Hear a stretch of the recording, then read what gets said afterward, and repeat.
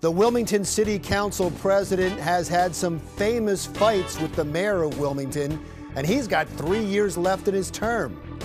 Theo Gregory, City Council president, sits down with us to tell us what's next. This is the Delaware Way. Hello and welcome to the Delaware Way. I'm Larry Menti. We are joined today by Theo Gregory, who is the president of the Wilmington City Council. A lot to talk about today, but I want to start outside of Wilmington if I can, sir. First of all, thank you so much for being here. Thank you for having me.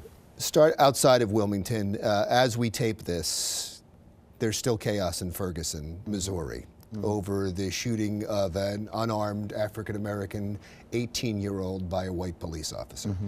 As you watch that, as an African-American leader in a city with a population that is mostly African-American, what are your thoughts? I had one of my children to ask me the same question, and I told them that I'm blessed that I don't have to deal with that. Right. Having to deal with that would be a very intense situation, and I believe that every city with a high minority population and severe crime and police officers, I believe it could happen any place, because police officers are very stressed and they're strained, and you have crime and people will continue to do things.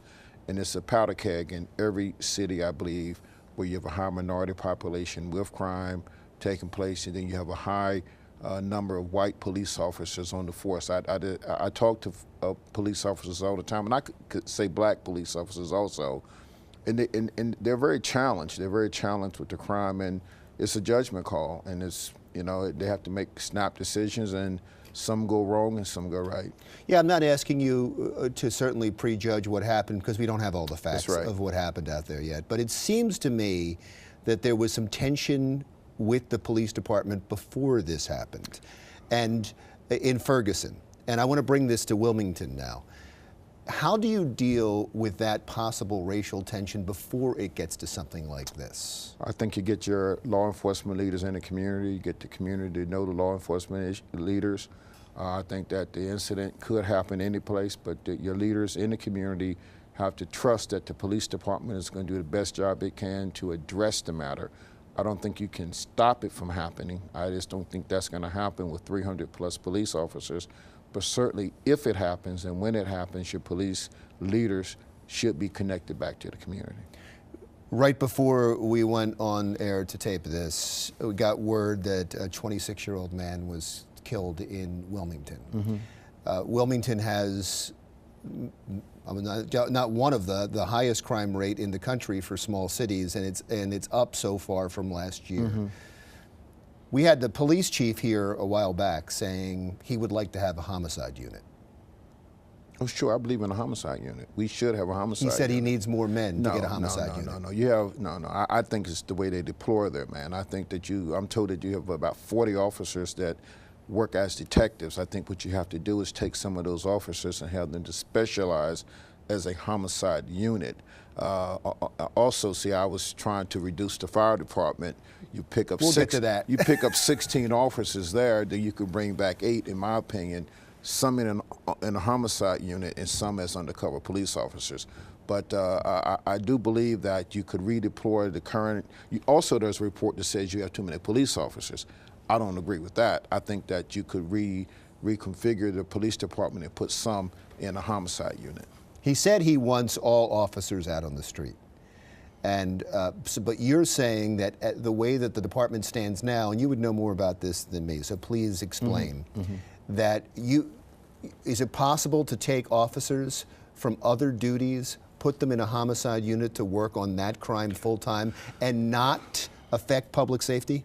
Yes, you can do that. I believe you can do that. I'm not a police officer. I'm not trained in law enforcement, but I do believe that every police position that could be civilianized should be made for civilians. And I think everyone that should be put in uniform, and to the extent possible, you should create a homicide unit. In a city where the primary problem is homicides, why not have a homicide unit? I believe you should have a homicide But you're not going to give them, you're not going to okay any more officers. No, you don't need more officers. I think it's the way the current deployment takes place. I think you can get some homicide, a homicide unit out of that.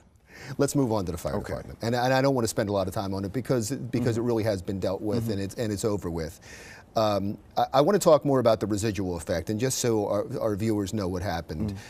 You wanted to cut back a little bit on the fire department and the number to save some money for the city. That's correct. The mayor vetoed that. You tried to override the veto and were unsuccessful in overriding the veto. What is the residual effect of that? Do you get along with the fire department? Do you get along with the mayor now? Well, I believe I do. I mean, the mayor and I talked on the phone, I think 2 days ago. I had an aunt that passed away. He called me up and expressed his condolences. I've talked to the fire chief in passing. We shake hands. I talked to firefighters. I don't think there's a residual effect. I was just doing my job. And I was doing my job in a professional way and in a very way with civility. There's a Berkshire study. I pointed to that.